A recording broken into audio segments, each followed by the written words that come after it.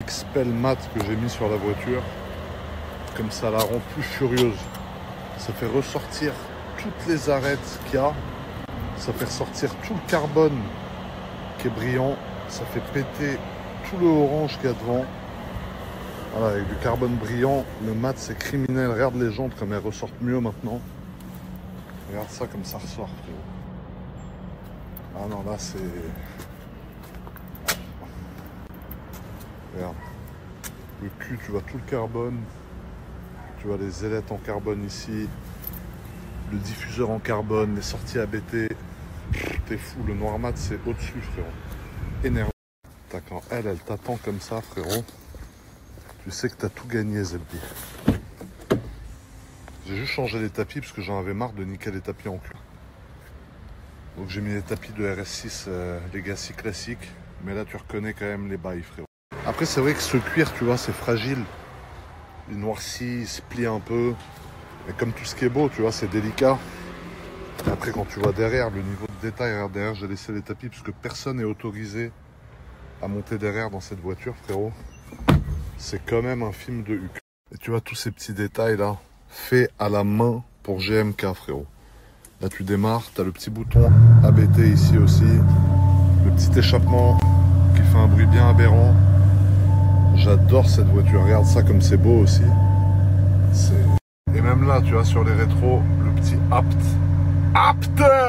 Ils ont même mis du cuir là, ça veut dire, il y en a de partout, frérot. Même le plancher, il est en cuir, dis-toi. Tu vois, c'est quand même fou, frère. Regarde la porte comme c'est beau, petit losange, avec le petit pins, frérot. Aujourd'hui, sorti de la petite Chiron, tout en carbone mat noir, frérot. C'est pas des rayures, c'est du carbone. Avec le petit toit, ils appellent ça panoramique, j'ai oublié le nom, il y a un nom. L'intérieur tout noir. Noir. Arrête, c'est noir de fou, poteau. Les jantes de la Sport, parce que bien évidemment la noire c'est basé sur une Sport. Quelle voiture cette vie. Même l'intérieur des feux, ils l'ont fait en carbone, les enfoirés. On a laissé ce jeune farfadet. Regarde comme il est content. Ça, c'est l'effet Bugatti, frérot.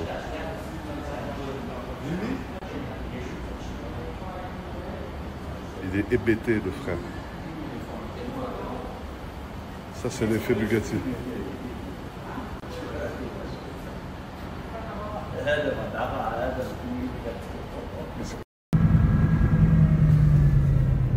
Oh, everybody. Oh, GMK, this girl for you. Moi aussi, je vous snap. Hein? C'est GMK. Ah ouais, le gars en Tesla, il sort le bigot, frérot. Quand il voit le W16 depuis la pile électrique. Aberrant. Ça, c'est beau aussi.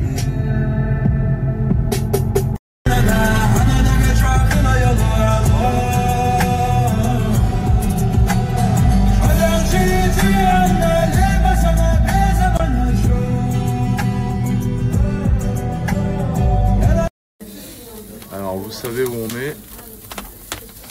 Voilà. Le poulet, il passe un bon moment. Alors là, il y a de quoi faire, les amis. Là, il y a de quoi faire. Un petit magret de canard, juste saisi au barbecue. Une assez grosse côte de bœuf, cuite à la perfection.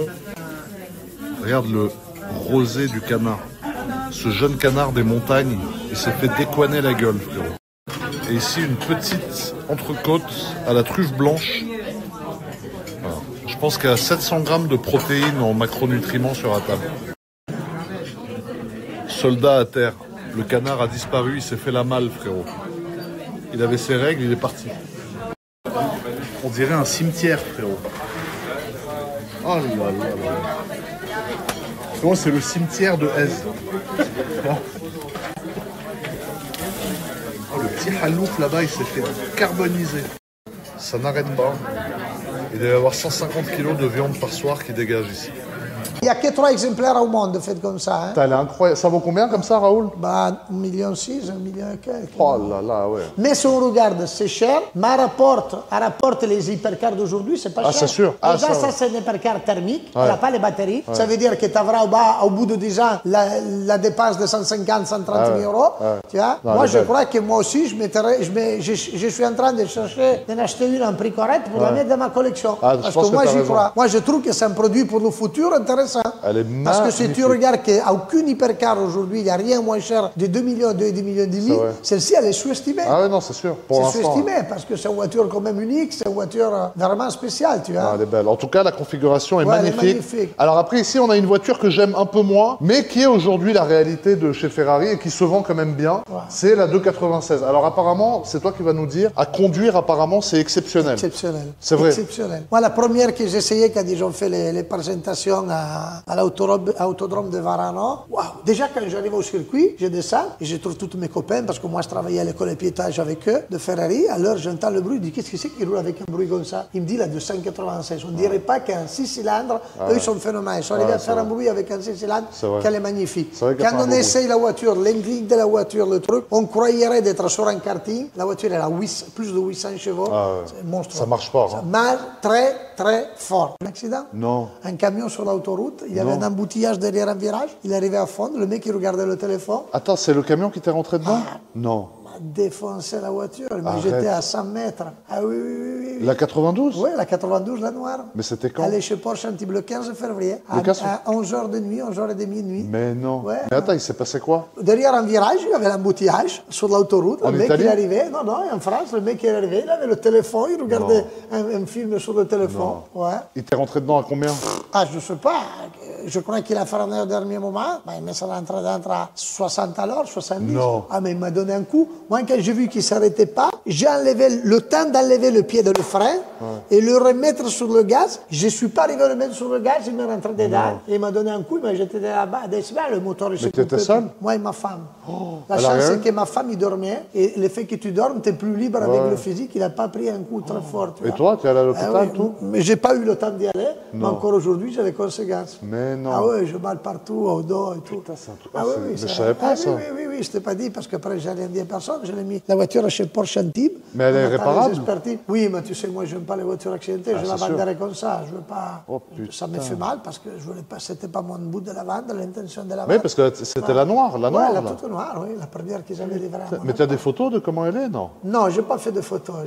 Ils l'ont ramené là-bas. Tout derrière ici, complètement. Mais heureusement, t'imagines. L'aéron, il est plus. L'aéron, il a tapé tellement fort dans le camion, il est tellement gros que. Mais Dieu merci, tu n'étais pas dans celle-là. On parlait avec sa fille avant. Avec la petite, c'est la même chose qu'on a dit moi et ma femme. Dieu merci, il était dans la GT3 RS. Ouais. Quelle horreur. Incroyable. Alors, j'ai vu beaucoup d'accidents, surtout quand on courait en voiture et tout ça. Mais le bruit de le métal, de la lumière, quand il se tord, je te dis franchement, ça m'a perturbé pour quelques jours. Ah, tu m'étonnes. Bah, attends, un poids lourd, c'était un gros camion? Oui, un poids lourd, un gros poids lourd, le gros énorme. Mais l'arnais derrière, l'arceau, il t'a pas tapé dessus? Non, ça t'a protégé? Non, tout l'arrière. Il a cassé tout l'arrière, il a bougé même pas les portes. Les portes, ils s'ouvraient. Aussi la chance que moi, j'ai enlevé le pied de le frein. Ouais, parce que sinon. J'étais pas un corps bloqué, tu vois. Quand lui m'a tapé dedans, il m'a jeté. Mais il y avait des voitures devant toi? Je suis passé à droite. Ah, et donc il t'a poussé et tu as eu le réflexe? Moi, quand lui m'a tapé comme ça fort, la voiture est partie, le moteur il s'est coupé. J'ai mis en neutral et j'ai tourné à droite et je suis passé à côté de les voitures qui étaient à l'arrêt. Oh, c'est super. Oui, mais un coup. Il a eu le temps. Parce que tu sais, quand on est à Nice. T'as fait un cappuccino? Oui, non, tu sais, à Nice, dans le côté opposé, on sort à l'aéroport. Il y a le grand virage à gauche, tu vois. Ah, c'était là? C'était là. Mais non. Après le virage, tout de suite après le virage. Mais le mec, il s'est endormi ou quoi? Bah, c'est pas le mec qui avait le téléphone dans les mains. Mais attends, tu te rends compte? Il a senti qu'il allait se faire taper. Il a levé le pied du frein pour pas que la voiture elle soit arrivée par terre. Quand ça a tapé, le moteur il s'est coupé. Il a pensé à se mettre en neutre pour faire une esquive et pas foncer dans les voitures. Oui, j'ai l'impression que je tapais dans les voitures. L'accident, c'est que toi et le camion. Le camion, moi, le camion. Il n'y a pas une autre voiture. Non. Pas d'autre voiture. Ah, grâce à Dieu, vous voyez ça, Dieu merci. Ah, et non, Dieu non. merci que tu n'avais pas celle-là avec Non, ta fille c'est ça, derrière. c'est ça. Putain, mais c'est là que tu vois que c'est un bon pilote jusqu'à la fin. Mais oui, bah, ça, les réflexes, tu sais ça, ça te vient immédiat, tu vois. Ça te vient immédiat. Parce C'est que comme un boxeur. quand le moteur est à couper, il dit, qu'est-ce qui se passe? Bah, j'ai mis en neutral et j'ai tourné à droite, tu sais. Je continue la manœuvration et j'ai mis neutral pour faire courir la voiture. Et pour me mettre d'un côté, parce que j'ai dit, mon idée c'était, Massimo n'a pas vu lui, peut-être que notre derrière à lui, il n'a même pas vu. Il monte une sur l'autre, tu vois. En réalité, il n'y avait pas personne derrière, il n'y avait que des voitures. Là là. Ils se sont tous écartés. C'est pour ça, quand il y a un bouchon, moi, dans un virage en angle mort, je reste toujours 50 mètres entre la voiture et moi moi. aussi, et si jamais je vois le camion, j'ai 50 mètres pour accélérer et lui faire gagner. Mais moi, c'est qu'est-ce que j'ai fait? Moi, qu'est-ce que j'ai fait? J'ai ralenti, j'ai roulé doucement.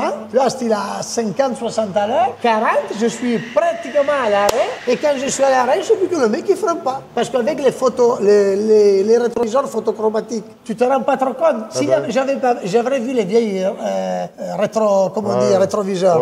D'accord. J'avais vu que la lumière, il m'arrivait dedans en 30 vitesses. Avec les photochromatiques, il t'éteigne le phare, tu vois. Et moi, j'ai vu de loin le camion. Après, j'ai plus regardé. Ah, tu as dû prendre un choc. Et ta femme, elle s'est réveillée en hurlant. Elle n'a pas compris. Il a pris peur. Quelle horreur. Ah, tu t'imagines, tu dors, frérot. Tu dors dans une GT3 RS. Attends, la voiture, il y a 32 tonnes on a vu la sensation que... Quelle horreur. Dieu merci, je touche du bois. Je ne sais pas s'il y a du bois ici, mais je touche ma tête, c'est pareil. Voilà. Bon, voilà, faire toujours attention sur la route, la famille. Et les poids lourds, malgré tout, ça reste quand même un danger. Pas à cause des conducteurs, mais à cause, en fait, du physique de leur camion. Ça veut dire que quand tu as un accident avec un 32 tonnes, tu tapes dans une GT3 RS, frérot, c'est comme si moi, là, je vois une fourmi et je lui fais ça dessus. C'est la même chose. Enfin bon. Et dites-vous que cette voiture, à l'époque, j'étais fan de la 458 Italia. Et Raoul, il en avait une version spéciale. Et moi, j'étais allé la voir. Il savait très bien que je ne pouvais pas l'acheter, que je n'avais pas les moyens de l'acheter. Et pendant une demi-heure, il l'a allumé. Il mettait des gros coups de gaz. Et je me rappelle, il y a un truc qui m'a choqué. Il y avait de l'eau dans l'échappement. Et derrière, il avait le mur tout blanc. Et il y avait des traces d'eau noire. Ça lui a le mur jusqu'au plafond. C'est vrai, parce que là, il a l'échappement droit comme ça. Ah, t'es fou, il y avait des traces de... Tout le mur, il était fou derrière. Et du coup, maintenant, j'ai cette voiture. Je suis content parce qu'elle a que 6000 km. Comme la plaque, 6000. 6000. La plaque 6000 km. Mais tu vois, les gens, ils disent, ouais, t'es matrixé par le kilométrage et tout. Mais dites-vous que des voitures comme ça, on n'en trouvera plus. Chaque année qui passe, on a de moins en moins de chances d'en trouver parce que les gens, ils roulent avec les voitures. Il y a des voitures qui sont accidentées. Des clients, ils ne les vendent pas aussi parce que c'est tellement... Il y a des gens qui ne les vendent pas. Et du coup, moi, là, je suis en train de me faire mon parc automobile de rêve. Alors là, il manque des voitures. On n'a que 7 voitures ici. Il en manque encore quelques-unes. Mais peu importe, tu vois. Mais le Cayenne Turbo GT, par exemple, qui n'est pas là, c'est la même chose. Cayenne Turbo GT, c'est un moteur qui n'est plus autorisé en Europe. Il est interdit. Ça veut dire qu'il n'existera plus jamais. La nouvelle GT3 RS, je suis quasiment sûr que Porsche n'arrive pas à la sortir parce qu'elle ne passe pas les contrôles. C'est sûr. Ils seront obligés de faire des brides. Voilà, c'est ça. Ils vont être obligés de faire des brides. Et moi, je suis en train de me faire le parking. Regarde l'époque de ces voitures. Là, on est sur 2016, si je dis pas de bêtises. Là, on est sur 2021. Là, on est sur 2016. Le 3RS, bon, on est encore sur 2024, mais parce que c'est pas encore passé à l'hybride. Mais ça, la remplaçante, elle est hybride. Alors, non, la vraie remplaçante, elle est biturbo. Mais je pourrais en acheter une. D'ailleurs, je cherche une belle Pista pas chère, si vous en avez une. Voilà, si quelqu'un veut vendre sa Pista à un bon prix. La nouvelle est biturbo, l'autre, elle est hybride. La nouvelle, c'est la Revuelto, c'est hybride. La nouvelle, c'est la Revuelto, c'est hybride. La nouvelle de celle-là, ça sera sûrement hybride. La nouvelle de celle-là, c'est hybride, c'est confirmé par Audi. La nouvelle C63 MG, c'est un 4 cylindres biturbo hybride. Donc, en fait, ça là... On les voit plus. Là, tu as un V8 6 litres 3. La nouvelle, c'est un 4 cylindres hybride.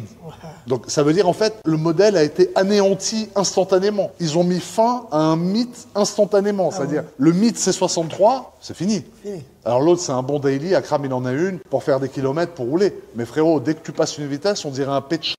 Frérot, après s'être fait souiller par 2 bibis énormes, frérot. Tu vois, c'est pas possible, frère. Frérot, tu passes un rapport...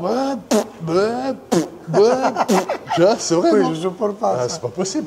Là, au moins, quand tu passes, ça fait un claquement, tu vois, ça fait... L'autre, c'est...